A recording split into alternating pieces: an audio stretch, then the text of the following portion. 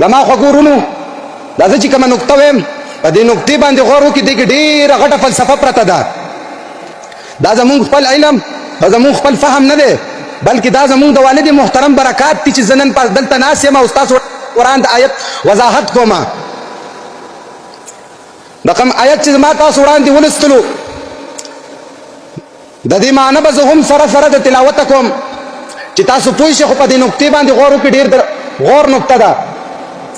لو کان فیهما کچری وې په ځمکه او اسمان کې د فیهما کې چې کوم ضمیر دی دا د تسنیې ضمیر دی، دې کې اشاره اسمان اور ځمکې ته ده. نو الله په خپل کلام کې فرمایي لو کان فیهما کچری وې په دې ځمکه او اسمان کې آلهة نور خدایان علاوه د الله نه نور خدایان چری په دې ځمکه باندې وې او په اسمان باندې وې، نو د دې نتیجه به سوا الله وایي چې الا الله د الله نه علاوه کچری په دې باندې خدایان موجود وې اله موجود وې، نو په دې باندې بسوي نتیجه به سوي لفسدتا په دې کې به فساد وې. مسلمانانو نن تاسو په خپل معاشري کې سوچ چکئ، په خپل معاشري کې په خپل کلی ملت کې او په خپل وطن کې سوچ چکئ آیا د قرآن دا آیت دروغ وایي که زمونږ مسلمانانو ایمان صحیح نه دی؟ قرآن خو ښکاره ویلی دي، الله خو ښکاره ویلی دي لو کان فیهما آلهة الا الله لفسدتا.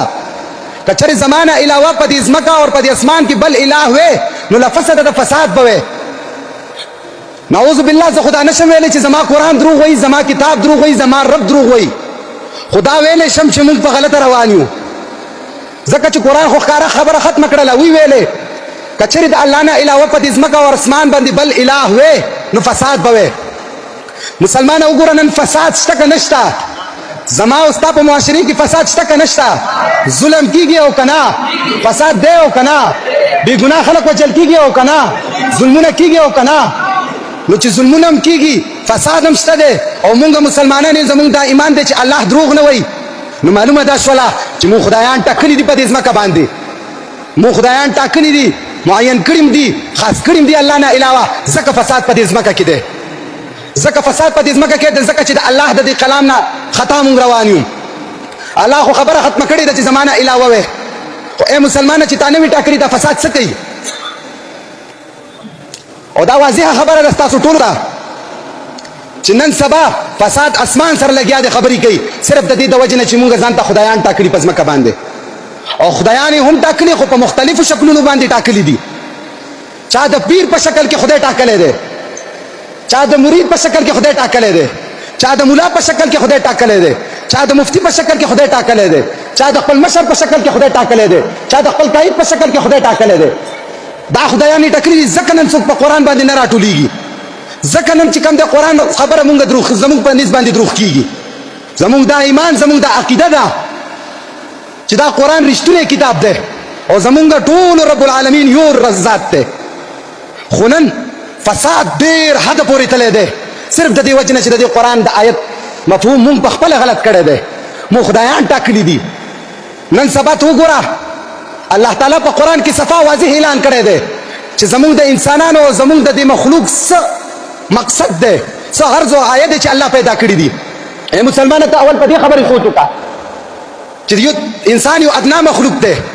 دا چې کله یو شی جوړوي، یو شي له وجود ورکوي، یو شي له شکل ورکوي، یو شي له وجود په ځمکه د خدای ورکوي، نو هغه څه د عرض او څه د مقصد نه خالي نه وي. نو سوچ وکړه په دې خبره باندې چې الله ډېر لوی ذات دی. هغه ذات به انسان څنګه بې مقصده پیدا کوي، هغه ذات به انسان څنګه بې مقصده دې دنیا ته رالیږي. قرآن واضح اعلان کړی دی وما خلقت الجن والانس الا ليعبدون. ما نه دی پیدا کړی جن او انس مگر د خپلې بندګۍ دپاره. ای مسلمانه ته د چا بندګي کې؟ تا ځان ته خیال کړی دی که تا چېرې د دې رب بندګي کولی ته به دې حد ته رسېدی. قرآن خو ښکاره دا اعلان کړی دی که چېرې تا ایمان او ستا په دې قرآن باندې ایمان وی نو ستا به په دې دنیا باندې حکومت وی. وګوره زمونږ تاریخ وګوره، زمونږ د صحابهو متعلق چې کومې خبرې لیکلې شوي دي په دې بحث کې نه ځو چې صحیح دي که غلطې دي. خو دا خبره زه ضرور کومه چې وګوره چې خلک د صحابهو متعلق کوي، د بعضو صحابهو متعلق چې هغوی په نیمه دنیا باندې پوره دنیا باندې حکومت کولو. والله چې هغې ټایم کې ټینک نه و، والله چې هغې ټایم کې ډرون نه و، والله چې هغې ټایم کې ټیکنالوژي نه وه. هغې ټایم کې څه شی وایي مسلمانه؟ تاسو نه جواب غواړم.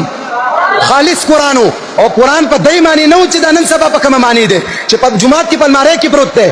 په کور کې په الماری کې پروت دی، بلکې قرآن په هغه زمانه کې په دې معنی باندې و چې سینو کې سره د حفظ او سره د عمل و. نن زما او ستا معاشره زه دا نه یم چې قرآن مې یادوئ، قرآن زمونږ کتاب دی، مونږ به یادو، مونږ سینو کې ځای ورکو. ډیر معزز او ډیر د غټ ذات کتاب دی، خو دا خبره ضرور کومه چې افلا یتدبرون باندې به تاسو فکر ولې نه کوئ، په دې خبره تاسو غور ولې نه کوئ. قرآن خو ښکاره ویلی چې تاسو تدبر ولې نه کوئ په دې قرآن باندې.